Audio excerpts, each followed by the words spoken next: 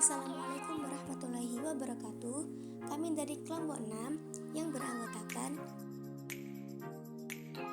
Pada video kali ini kita akan membahas tentang kromatografi gas.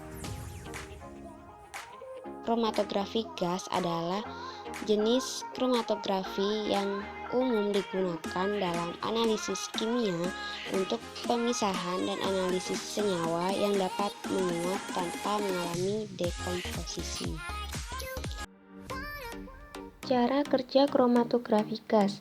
Cara kerja kromatografi gas didasarkan pada mekanisme adsorpsi, distribusi massa, atau pengecualian ukuran. Pemisahan kromatografi gas selalu dilakukan dalam kolom yang biasanya dikemas atau kapiler. Dalam kromatografi gas, komponen sampel dilarutkan dalam pelarut dan diuapkan untuk memisahkan analit dengan mendistribusikan sampel. Di antaranya ada dua fase, yaitu fase diam dan fase gerak. Fase gerak adalah gas inert atau tidak bereaksi kimiawi, berfungsi membawa molekul analit melalui kolom yang dipanaskan. Salah satu bentuk kromatografi gas tidak menggunakan fase gerak untuk berinteraksi dengan analit.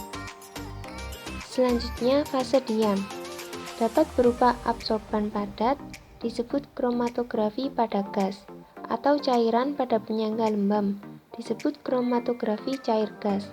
Fase diam melekat pada bagian dalam kaca berdiameter kecil, biasanya diameter dalam 0,53 sampai 0,18 mm, atau matriks padat di dalam tabung logam yang lebih besar.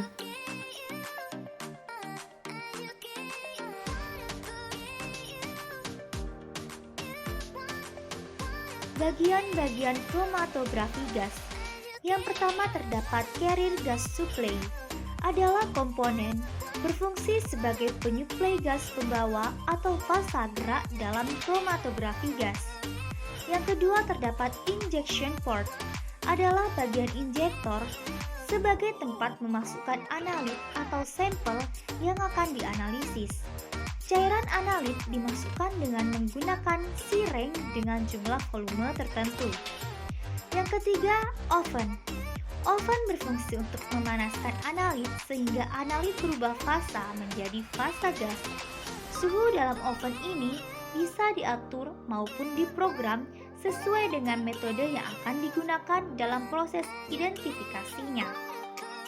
Yang keempat terdapat capillary column. Capillary column merupakan jalan tempat analit melewati oven. Kolom ini ada yang panjangnya sampai 30 meter, ada juga yang sampai 1 meter. Yang kelima adalah detektor. Bagian ini berfungsi sebagai pendeteksi komponen-komponen zat yang sudah berhasil dipisahkan. Terdapat berbagai macam detektor yang dapat digunakan, antara lain yang biasa digunakan adalah FID, Flame Ionization Detector. Detektor ini akan mendeteksi berdasarkan ion-ion yang terbentuk dari analit dengan memanaskan nyala dari gas H2 dan gas O2. Yang terakhir terdapat recorder. Komponen ini berfungsi sebagai pencatat hasil pendeteksian yang terjadi dalam detektor. Hasil dari recorder ini biasa disebut dengan kromatogram, yang berbentuk puncak-puncak dari komponen yang terdapat dalam campuran analit yang dianalisis.